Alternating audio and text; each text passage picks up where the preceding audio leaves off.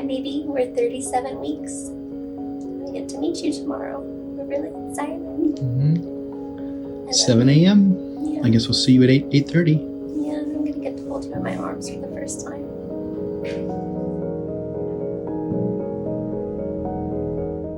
My name is Bethany Malash, and I make videos about living with CMT. And 5 months ago, I gave birth to a baby boy.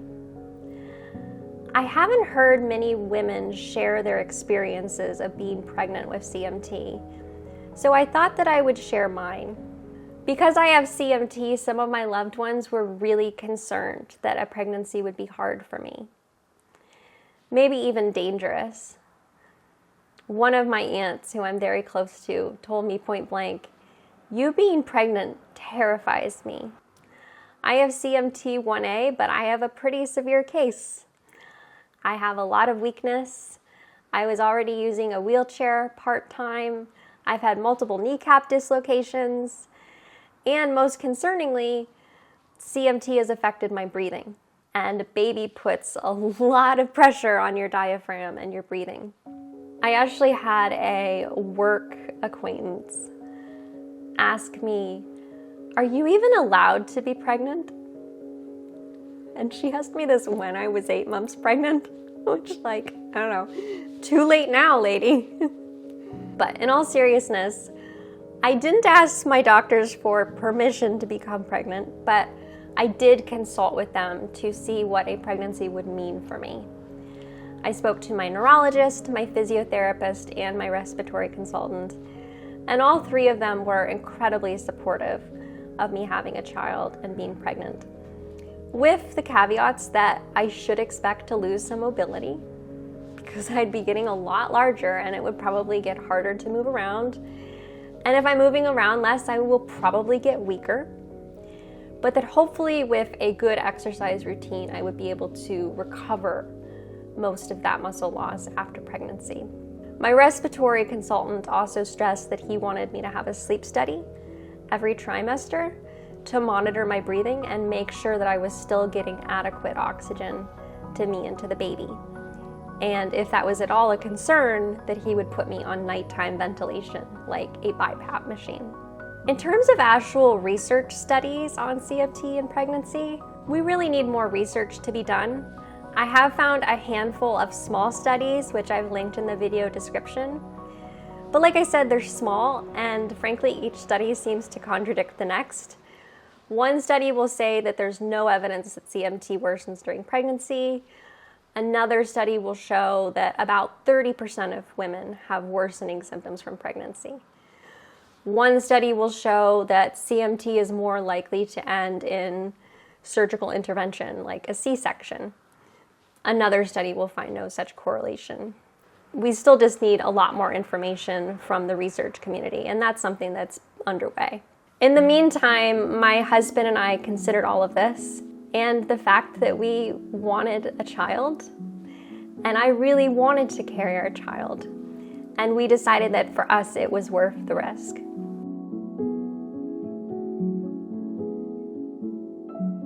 The first trimester was full of those magical moments that I had looked forward to, of hearing our baby's heartbeat for the first time. And I remember in the 10-week ultrasound already seeing that he had like a tiny little nose and little ears, even though he was just the size of a prune. I also got to know what morning sickness is like. Thankfully, I didn't get it nearly as bad as a lot of pregnant women do.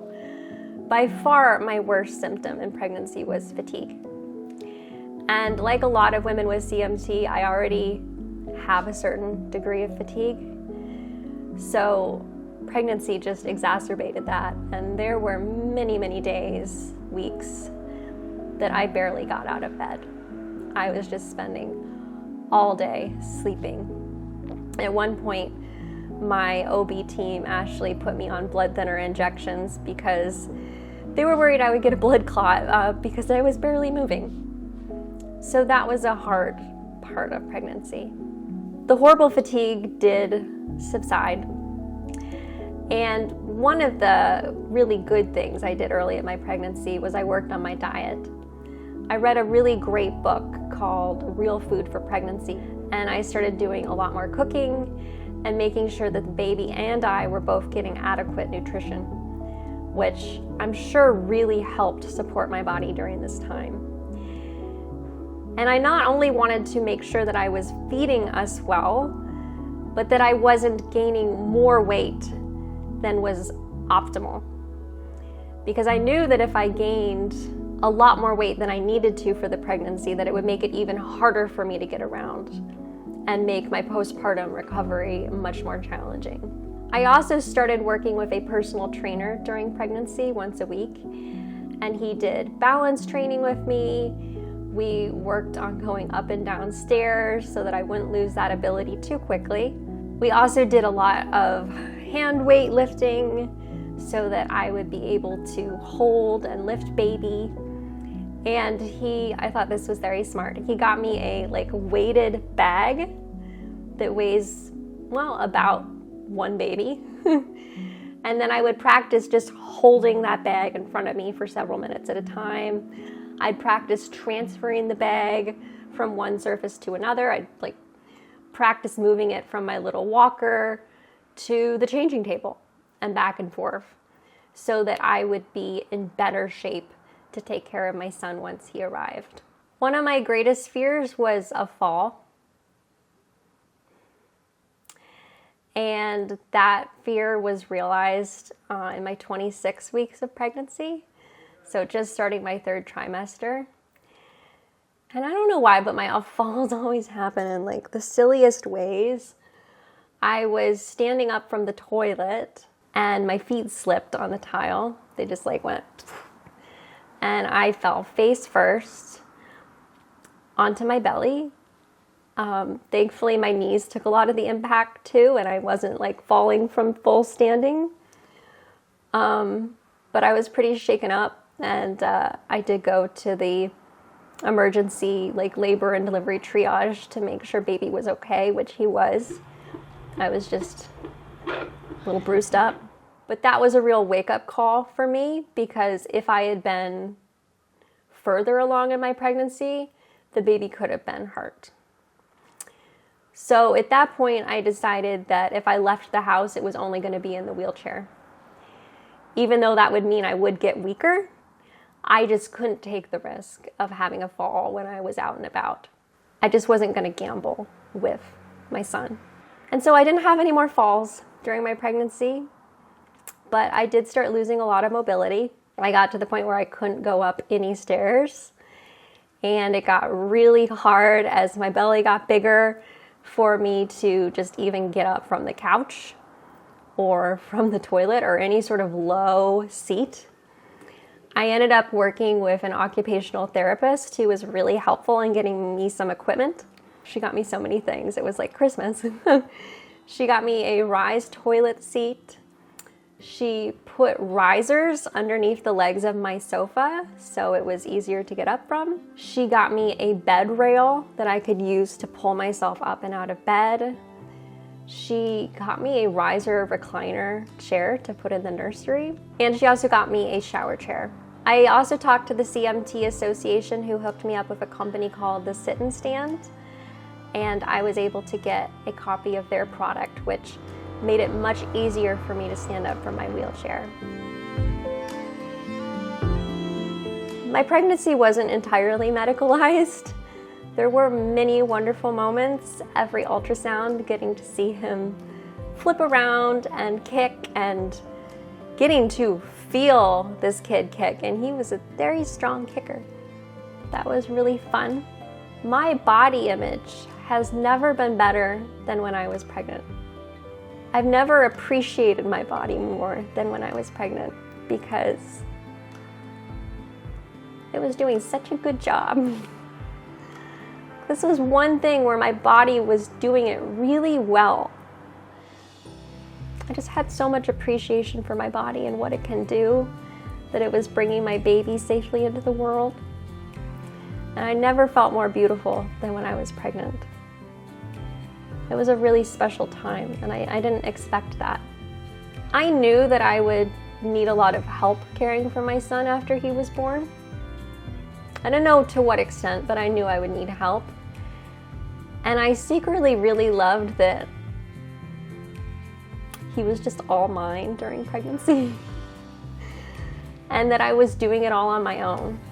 That for that 9 months, I was caring for him, nourishing him, keeping him safe, rocking him to sleep in my belly, all on my own. I think that gave me a lot of confidence as a mom. I'm really glad I had that. Amazingly, the one real big worry I had, which was my breathing, ended up not being an issue at all. Ironically, my sleep studies that I did do every trimester actually got better during my pregnancy. And my respiratory consultant told me that a lot of women in the general population who don't have CMT, their diaphragms actually strengthen during pregnancy. Because I guess, they're under a tremendous load. It's almost like you're weightlifting. And so it's not impossible that that is what happened to me too. But that was such a relief because we were worried. Ultimately, my biggest lesson is that pregnancy is just inherently unpredictable. You have no idea what your challenges will be. I have friends who are healthy, no CMT, and their pregnancies were just horrific. They were just vomiting for like 9 months, couldn't move. And I have one friend who has CMT. She never felt better than when she was pregnant. She just felt amazing. So it's impossible to know. We can just prepare the best that we can. And again, funnily enough, 2 of the complications that I did have during my pregnancy probably had nothing to do with CMT at all. I ended up getting gestational diabetes. So I was having to, prick my finger 4 times a day to check my blood glucose and go on a special diet. And I got placenta previa, which means I wouldn't be able to have a natural birth. I would have to have a cesarean section. Now that, in my case, wasn't devastating news because I was already going to elect to have a C-section. It's such a personal choice. I didn't feel confident in my body to labor naturally. I was really concerned, just based on my level of weakness and how quickly I tire, that I would end up in an emergency situation. And I would much rather have an elective C-section than an emergency one. But regardless, I didn't have a choice. I had the C-section. It went great. I had the spinal block and I felt no pain, just wonderful. And I got to hear that cry for the first time. And I got to meet my son. That was just the best. My recovery in the hospital went really well. I did bring my raised toilet seat to the hospital, which I highly recommend the raised toilet seat if you are recovering from abdominal surgery. And I also spoke to the hospital staff ahead of time and I said, I need a support person with me 24/7. So they actually had to make some exceptions to their visitor rules for me because I knew that I wouldn't be able to go to the bathroom on my own or get up on my own, and I needed someone who I could trust to always be there. So for those first days in the hospital, my husband and my aunt each switched off 12-hour shifts so that one of them was always rested and able to be there at my side. And that was really important. Today I am 5 months postpartum and I'm largely back to where I was physically pre-pregnancy. I was lucky in that the weight that I gained during pregnancy came off really easily just with breastfeeding. And I've been working again with a personal trainer and I'm finding that I'm getting stronger every week. And I'm able to start going upstairs again and able to start taking short walks again, which is really encouraging. I loved being pregnant. I really did. Even with all of its challenges, I loved being able to have that experience. And I'm really grateful that I could have that experience because I know it's not guaranteed. And it was something that we'd hoped for a long time. And now I have the most wonderful baby boy. And I get to see him smile for the first time and laugh for the first time. And it's just the best. I love being a mom. This is, of course, just one person's perspective and one experience. Like I said, pregnancy is unpredictable and there's such a range of experiences, but I hope that this is helpful to someone out there. And if you would like to see more videos like this one, please subscribe to this channel. And in the meantime, I wish you all of the joy in the world as you make your own decisions and carve your own path around parenthood.